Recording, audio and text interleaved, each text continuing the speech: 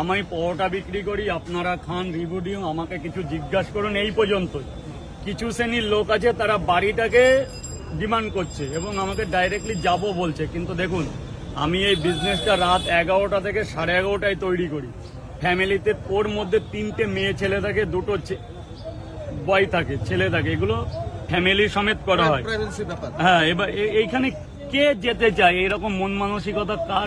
আমি একটা কথা বলি, নিজের কিছু ভিউজের জন্য আর নিজের কিছু ইনকামের জন্য এমন কোনো কাজ করব না যাতে তার একদম বসায় একটা চালু দোকান নষ্ট হয়ে আমার যায়। বাড়ি গিয়ে আমার এটা ফ্যামিলির ছবি আমাদেরকে খেয়াল রাখতে হবে। কোনোদিন সম্ভব না।